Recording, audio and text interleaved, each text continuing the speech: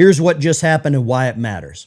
A new development involving Democratic lawmakers and a resurfaced military-themed video is already raising questions this morning.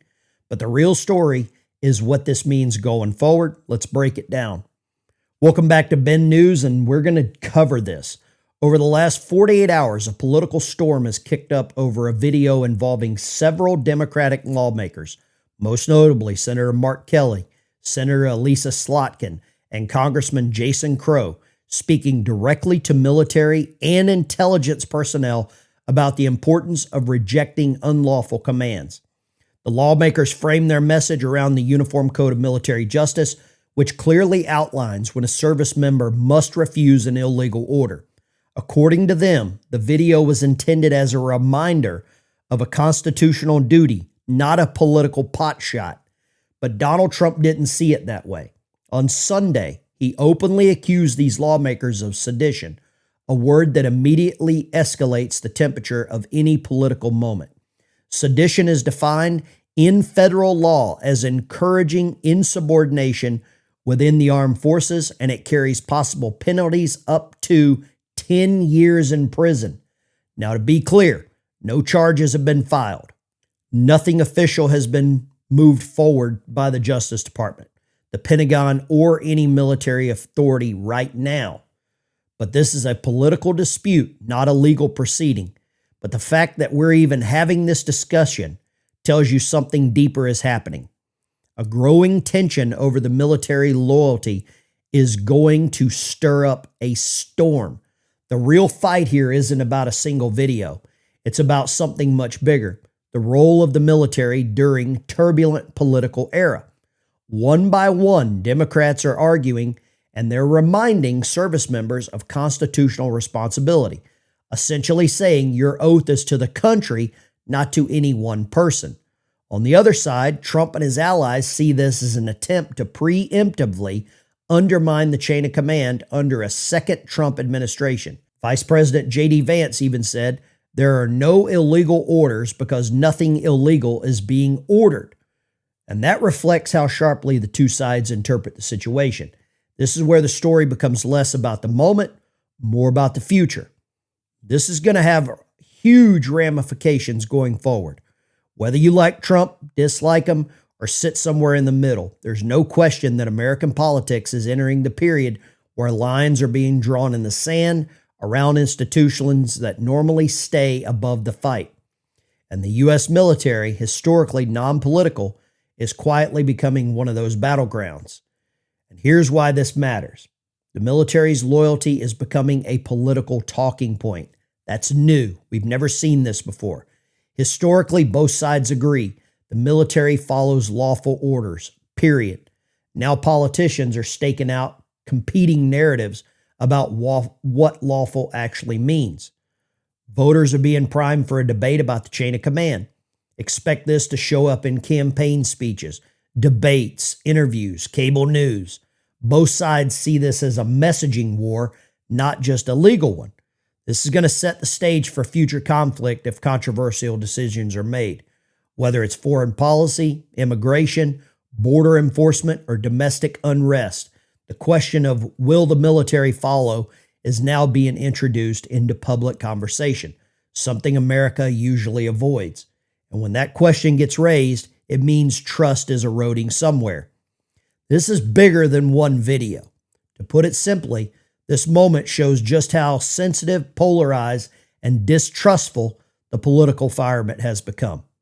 No matter which side you're on, there's a risk. If lawmakers warn troops about unlawful orders, it can look like undermining a future president. If a president labels lawmakers as seditious, it can look like using the military as a political shield. Somewhere in between that tug of war is an institution of nearly 2 million Americans just trying to do their damn jobs, honor their oath, and stay out of the political mud.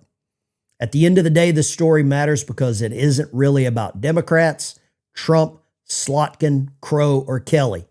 It's about what kind of country we're becoming. A country where both sides trust the military to do the right damn thing.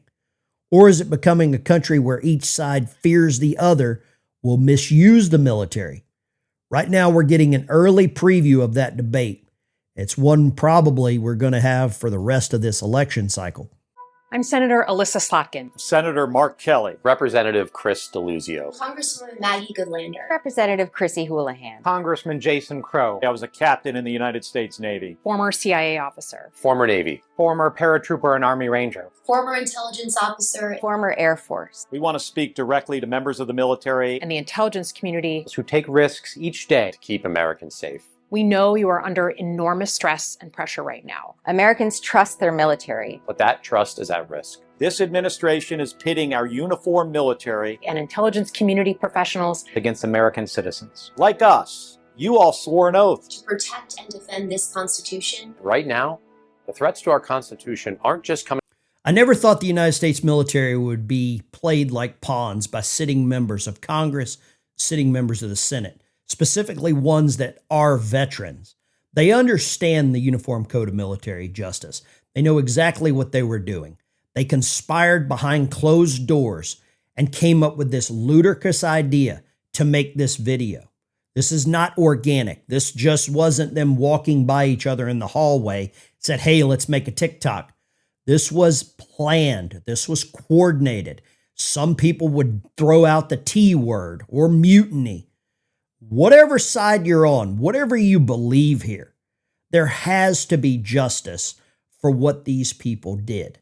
When you try to undermine good order and discipline in the United States military, the chain of command starts with the president and it goes right down to that lowly private that's cleaning shitters. This is an interruption in good order and discipline, and something has to happen. My personal opinion, I hope the Secretary of War, Pete Hegseth, recalls all of them back to active duty, and they face that same United States Code of Military Justice that they were touting, because they knew what they were doing, they understood what they were doing, and yet none of them said, hold on, I think we're crossing some lines here, ladies and gentlemen. Specifically, that CIA officer, former member of the CIA. Now, the CIA has been involved in multiple overthrows of other countries, allegedly, and it seems like they might be back to their same old dirty work right here. Guys, that's everything I got for you and everything we know so far. I'll keep covering the updates as they come in. Thanks for being here. I'll see you in the next one. There's no coincidences in politics. With what's going on in Venezuela, what's going on in the Caribbean, what's going on here in our own country, this is all coming together. Maybe for good, maybe not.